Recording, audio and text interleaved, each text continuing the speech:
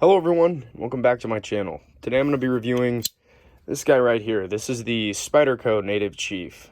This is quite an interesting big guy with a lot of good qualities and a lot of iffy ones. Now with that being said, I'm going to go over what I like and don't like about this knife. Just keep in mind, guys, this is going to be a knife that I have a little bit of a bias for. I always say this at the beginning of some of my videos. This knife just in particular, I like the bigger size. I like the look of this guy. The look is just fantastic. So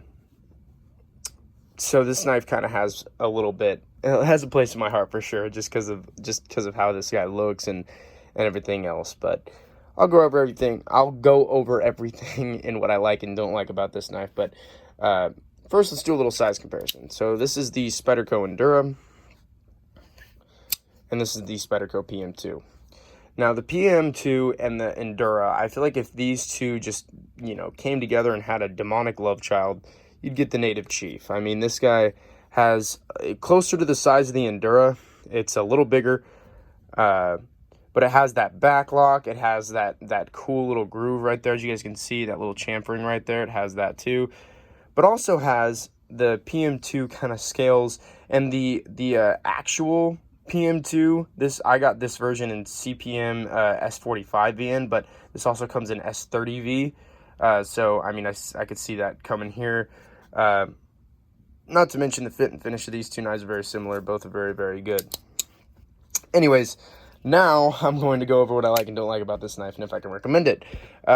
So first of all, what I like about this knife. Now, the ergonomics are definitely the standout of this knife. This knife is easily more comfortable than the Endura and the PM2. Just overall, super duper comfortable and really fits in the hand. Not saying that the Endura is not comfortable, by the way. The Endura is probably one of my most comfortable Spydercos.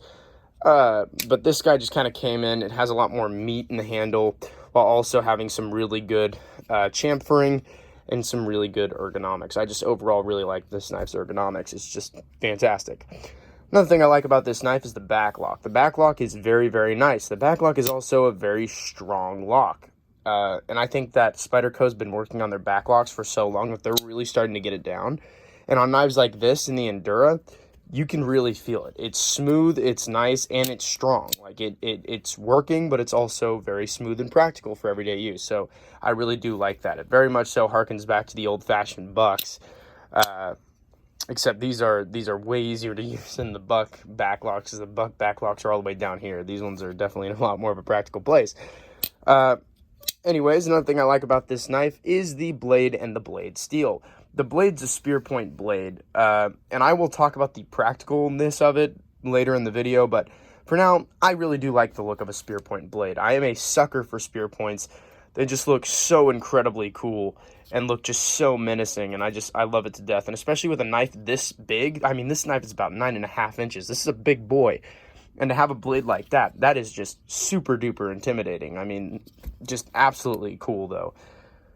And then going over the blade steel. So it's S30V. And for those of you who may not know, I don't know if I've said this in my videos before, but S45 or S35, excuse me, VN blade steel's some of my favorite blade steel out there, if not my favorite. That's what you see on the ZT0452CF. It's also what you see on a Chris Reeves Sebenza. It's just an amazing blade steel, and S30 is no different. I took this guy out, and for me personally, I used this guy, I whittled a little bit, and it held an edge. It really did. I actually was trying to cut a root one day and with this guy and accidentally had hit a rock, and I had actually gotten a couple of dings in the blade. You guys can't see them anymore because, well, I had to take this guy to a whetstone for about 30 minutes to try to get it out, but still really, really cool. How strong this blade steel was. It was going through stick after stick, and I was cutting boxes with it. Just everything, this guy could do it, and that's just fantastic. It's very reminiscent of S35. I did find that this guy didn't quite hold an edge as good as S35, just because S35 feels like I never have to sharpen this. Like, I can use this knife and use this knife on many different things, and it feels like I never have to sharpen it. This steel I did have to sharpen after doing all the tasks, but granted, this was tasks spread out through 3 days. So doing some hard use tasks for 3 days and not having to sharpen this guy, and this guy's still holding a paper cutting edge that long, that's just amazing. Another thing I really like about this knife is the handle and the handle materials. The handle is made out of G10, which is amazing. I love G10 handles. You know, the PM2 is one of my favorite knives, and it has G10 handles, and it's very nice. This G10 is the exact same as what we get on the PM2, so if you guys have a PM2, just be expecting that. But it's really, really great what they did with this handle. They really tried to make it as practical and comfortable as possible. And as you guys can see here, there's chamfering around the finger right here, so you get a really nice grip that just bites in. Same as if you choke up. Jeez Louise, I can't English today apparently. But same as if you choke up. And as you guys can see, I really love this finger choil because they pushed it in, and it's deeper than that of the PM2. The PM2 is actually one that I'm not super duper comfortable with, because the PM2's is a little bit kind of not so shallow. It's okay, I meant to say it's a little shallow. That's what I meant to say. It is a little shallow. And this one's just deep enough to really grip into the hand and feel good. So I absolutely love that. Another thing that I really, really like about this knife, and this will probably be the last thing that I say, is the fit and finish on this guy. It's just so incredible. Absolutely just amazing fit and finish. In fact, I've never seen a knife this well done. And a lot of people told me that the Taiwan and Taichung factories are known for having great fit and finish, but this is a Golden, Colorado, USA earth, and you still get an incredible fit and finish on this guy. Not saying that Taiwan and Taichung don't also have good fit and finish, but even on the PM2, I could tell that there was some good fit and finish, especially up in this area here, but there's obviously no backspacer or backlock or anything like that, so this guy's just open construction, which you can still tell that this guy has good fit and finish, but not near as good as you can tell as when you look down the Native Chief's spine and notice that nothing is popping up over the G10 scales and everything just fits perfectly together. There's no creases, no nothing. And I love that. Even where the lock's at, there's no creases. That's just incredible. Absolutely incredible. Real fast, just before I forget as well, the Spidey hole is another thing that I really love about this knife. Everything that has a Spidey hole in my eyes just bumps up, because Spidey holes are easily the best opening system. Changed my mind. Anyways, now I'm going to go over what I don't like about this knife, which I'm telling you guys now is not a lot. So first off, kind of going back to what I was talking about earlier with the blade shape. This blade shape is not super duper practical for everyday use. At least I have found that it's not super practical for my everyday use. Something like this Endura blade shape kind of is nice because it has kind of a drop point there at the end. It's very interesting, but it works for cutting and stuff like that. It's very practical. The PM2 has kind of a sweep up tip, which gives it a little more belly, which means you get a lot more slicing power out of this guy. It's very nice to have a little bit of belly. If you hold the blade like this, you see that little belly that's leaning forward. That is very practical. This guy is just kind of a straighter edge. There's no belly to it. It's a spear point. You know, it's meant to have a really sharp point. Obviously, it's still a full flat grind, which is nice, but it's obviously a little less practical than what you'd get with, you know, again, like your PM2 in that blade shape.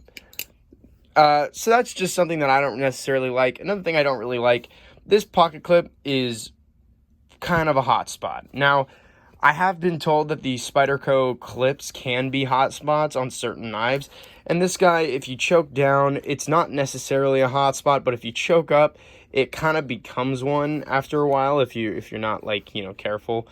I just found that you can wear gloves and stuff like that, and it'll make it not feel so bad, but for some reason, after a while, it just got really uncomfortable for me and just wasn't my favorite. Another thing that I don't necessarily like about this knife is the, lack of liners. I don't know if you guys can see that.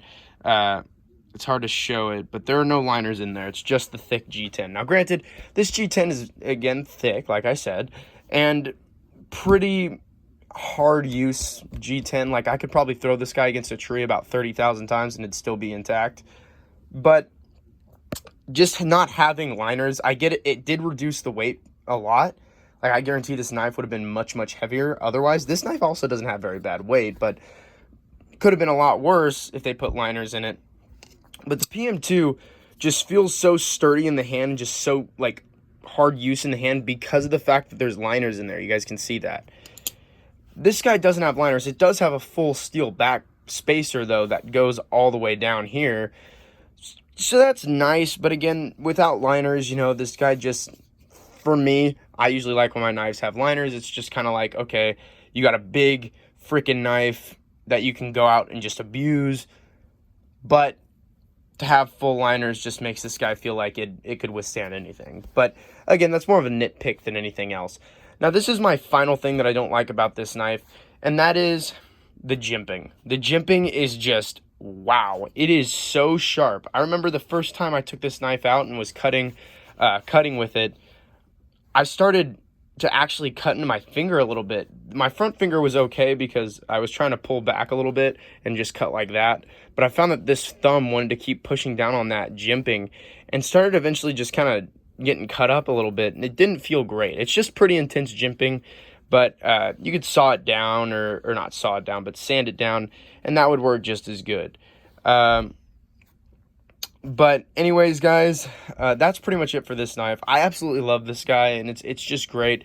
If you guys want a bigger knife that is kind of more oriented, at least for me, feels more like it should be a combat knife because of that blade shape. Feels like it should be like a self-defense piece, less of a practical piece. I'm not saying it can't be, because I guarantee it could, but it feels very combat ready kind of thing. So honestly, for me, this knife is very good for self-defense reasons. If you guys are well-trained in knife use and stuff like that, you might want this knife. It's a really cool piece. It's pretty big, which is always nice. But I mean, again, this guy could be used for everyday use if you really tried hard enough. I mean, you got a sharp edge, you got a tip, that can be used. But just for me, I see this guy as kind of more of a fighting knife, especially because its most comfortable grip is 100% the reverse grip, which is kind of funny. But yeah, I can 100% recommend this knife. But I will say this: if you are looking for a EDC from Golden, Colorado, USA, Spyderco, and stuff like that, and you want a good piece with G10 and some S30V, this guy's an option. But so is the Spyderco PM2 and the PM3. So just keep that in mind. Like, if you're really looking for something a little more practical, probably your PM series. So paramilitary 2, 3. I'm not going to say paramilitary 1 or the military, because the military is just as big, if not slightly longer. But yeah, if you really wanted to, this guy is an option. So obviously, if you guys have bigger hands, which I have some pretty decent sized hands, and this guy still hangs out of my hand a lot, which is pretty impressive. But yeah, if you guys want this knife, 100% make the purchase. I'm very happy I did. It's a very cool knife, and I'm glad that this thing's a part of my collection. But be expecting another video soon of the PM2 review. I figure it's been long enough, and I feel like I need to review it, so be looking for that. But with that being said, thank you guys so much for watching. Please like and subscribe, and yeah, thank you.